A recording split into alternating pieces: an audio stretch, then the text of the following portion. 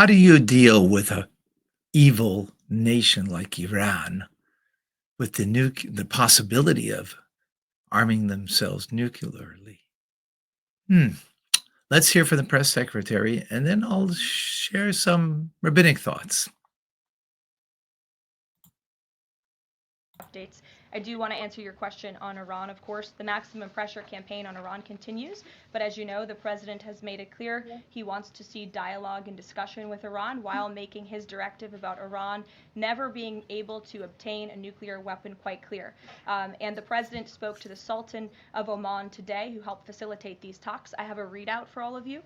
He held a call with the Sultan of Oman today, and he thanked him for hosting the first direct meeting between the United States and Iran and emphasized the need for Iran to end its nuclear program through negotiations. The two leaders also discussed the United States' ongoing operations against the Houthis and emphasized that the Houthis will pay a severe price until they end their attacks on maritime traffic in the Red Sea. As you know, an additional negotiation between Steve Witkoff and Iran's representative has been scheduled for Saturday. And since these are ongoing negotiations, I have nothing more to add on that. Firstly, the resolve is very important. The resolve to deal with the evil of Iran, and in particular, the nuclear capability, that is most important. But I'm not a politician. I'm a rabbi and a Chabad shliach, an emissary of the Lubavitcher Rebbe.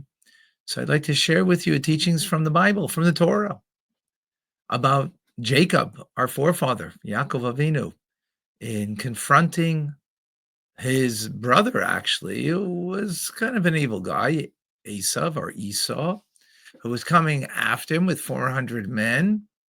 How did he deal with it? So, as the commentator Rashi, who is the simple understanding of the text, clarifies, it says that he was fixing himself in 3 dimensions, 3 ways. Fixing himself, meaning recognizing I got to do the right thing, that I'm in the right space to deal with anybody on the outside, that with their ills and their evils, I've got to be in the right space. And what is that? 3 things.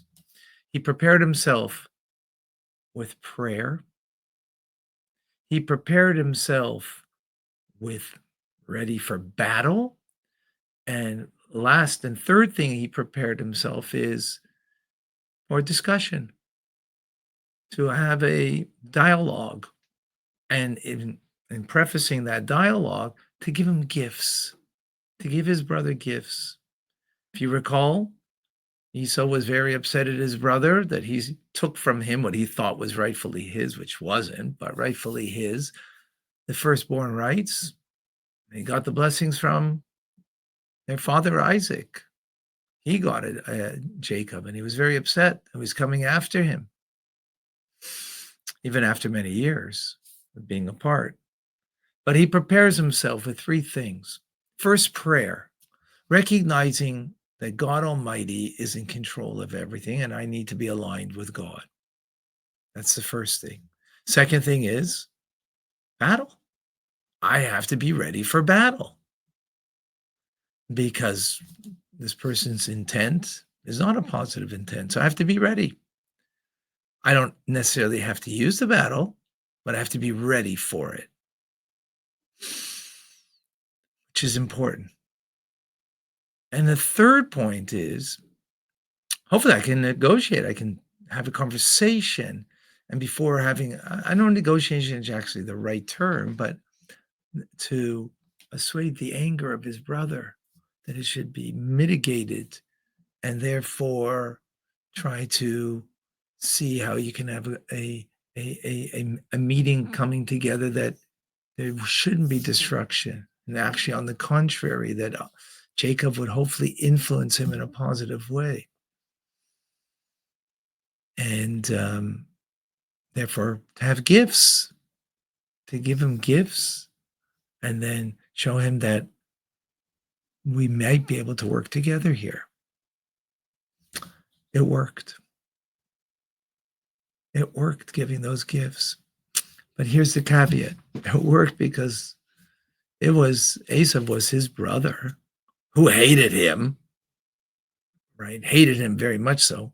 But in the moment, there was something deeper inside of him that he was able to connect to Esav and therefore allow the hatred of Jacob to be washed away in the moment.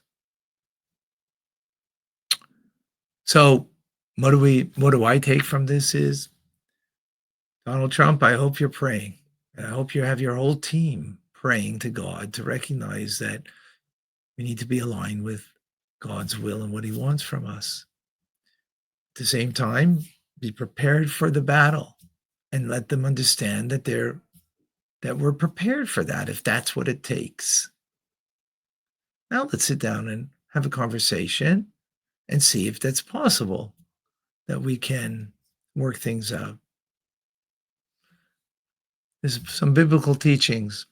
How that applies exactly, okay, I don't want to be the politician. I gave maybe some thoughts over here, but the principles are biblical principles that have been used by our patriarchs. And it worked then, it'll work today too. What are your thoughts?